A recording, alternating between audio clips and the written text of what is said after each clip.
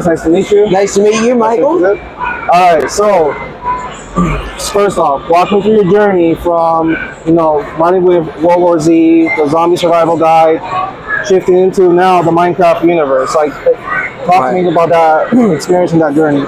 Well, Michael, everything I do, it tends to be a story of survival. Right. Survival and adaptation. Mm-hmm. It tends to be a person or a group or a country. Right. Things are going great. You're doing your thing. You're doing it your way.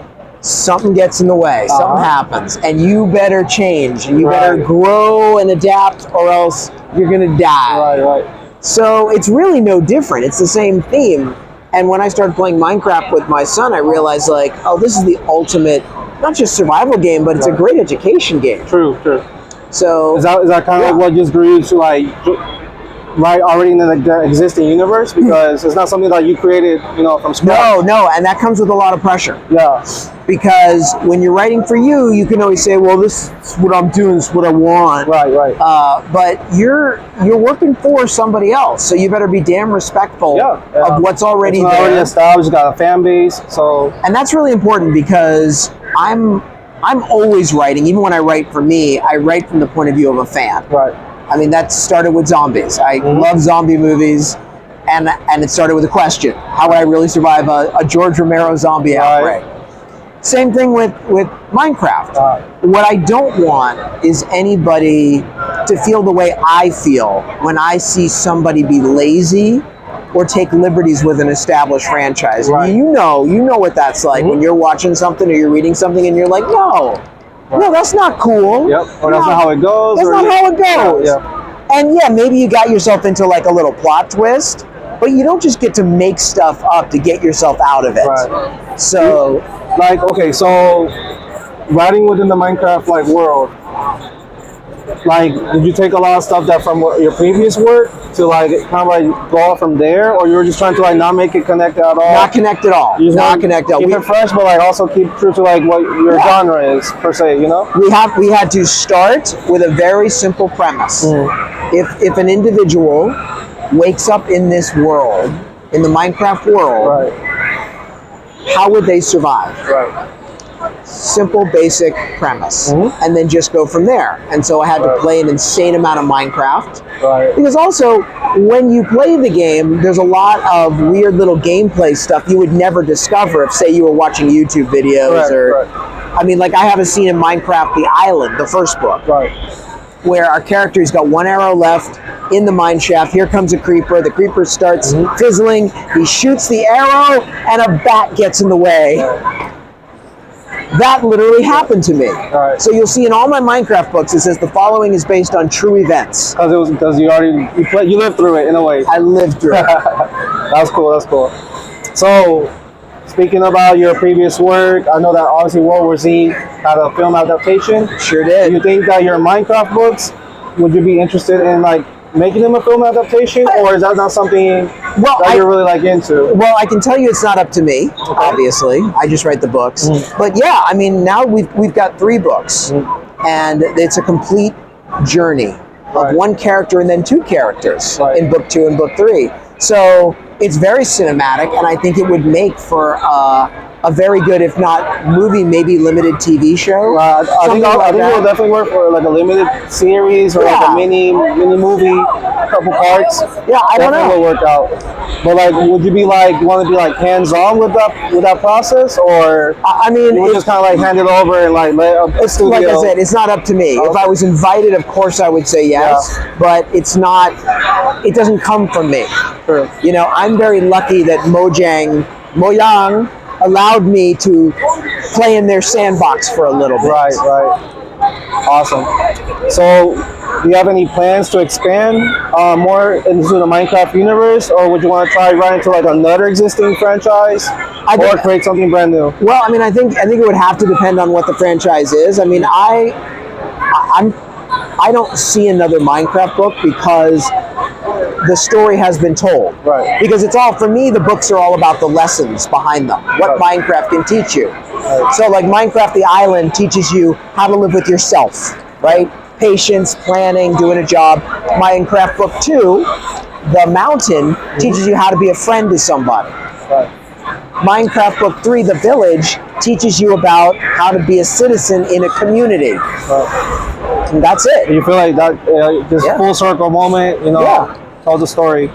Is there another franchise that you're interested in that you would like to try and write for?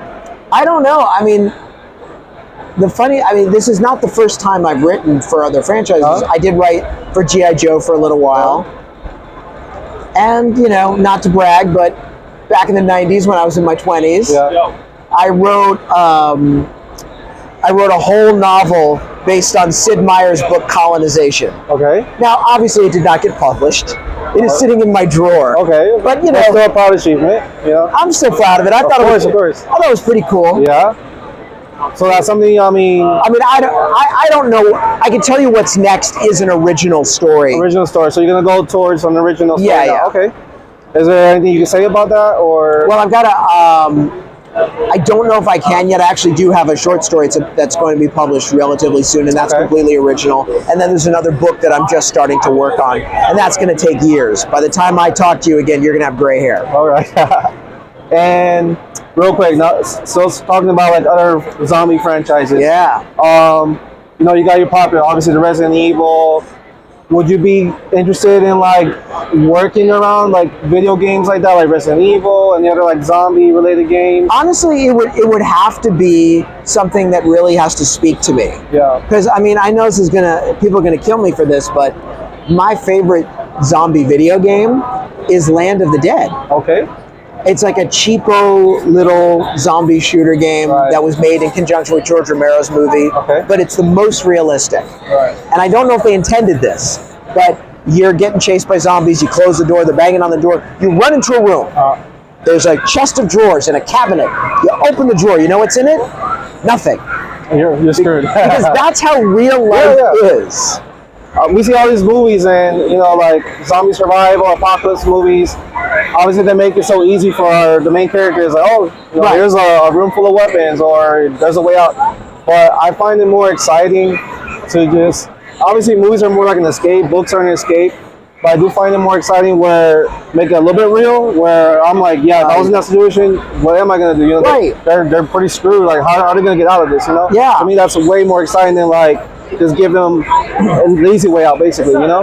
Well, and also, as you know, the point of my books is not just how you can die from zombies, but how you can die from all the things. Other things, yeah. Right, because that's real life. life. Life is still going on. I mean, yeah, you just got an added, you know, danger added to it, but there's other life dangers that are always there, even without the fucking, zombie apocalypse. Well, so exactly. I like to see that involved, you know, whether I'm reading a book or seeing a movie or TV show. I want like real life dangers added on to like this fantasy dangers as well, because that just makes it more exciting, more interesting as well, you know? I mean, I think we see this now because we're living in a time where we have a first world safety net that we all take for granted. Right. But how long would any of us live, forget the zombies, when there's no flush toilets and no electricity, right? Yeah, there's no running water. With the pandemic, that was a pretty interesting journey. Me living in Puerto Rico is very, very interesting. We're a small island.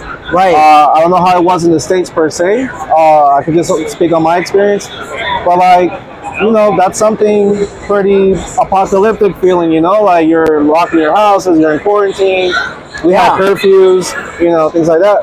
Yeah, and in Puerto Rico, you don't understand what happens when a hurricane comes in. Like, the hurricane is just the very beginning of the maybe years-long disaster when the infrastructure is wiped out. Right. And who's going to fix it? And how are the supplies going to get in? Yep. And living on an island, I think, makes you more aware of supply. Right. Whereas most of us, we just think this stuff magically shows up. And we don't understand how complicated a supply chain is. Now I think the pandemic exposed that. Correct. So that was one of the things I was trying to talk about in World War Z. Good stuff. So from the third and I'm assuming final book, correct, for the Minecraft series, what should your fans be expecting? What should readers in general expect from this last book? I think if you like the first two books, I think you're going to love this one because it really does teach you how to live in a society and all these sort of big heady things that we should have all learned in school. Correct. Like, why do we have money? Like, what is the point of money? And why do we have laws? And then how do we enforce the laws with police? Why do we have the police? And how do we understand each other's cultures? And also when war comes, because as we've seen, both with Ukraine and Israel, wars can happen to people not asking for it. It just happens. Right. What do you do? How do you survive? So all these complicated issues can actually be told very simply and fascinating and fun in the world of Minecraft. Yeah, it's kind of like taking a realistic approach. Yeah. You're putting like you're covering it with this like fantasy layer, but deep down it's an actual real life situation that anybody can be going through. Yeah. We can learn from it. We can relate to it. So I find that really interesting as well. And isn't that the point, or shouldn't that be the point of good storytelling? Exactly. I totally agree. Every episode of Star Trek I grew up on, every episode of Twilight Zone, all of George Romero's zombie movies, they weren't these heavy lectures bashing you over the head. Right. You go on a fun adventure, and then at the end of it you think, I learned something. Right. That's really good. All right. And that'll be like wrapping up our interview. Thank you so much for your time. I appreciate it. I look forward for all your success. I wish you the best. If you do actually go make a Minecraft movie or TV show, I'll be looking out for that. Thank you, my appreciate friend. it. Thank you so Take much. care. Thank you.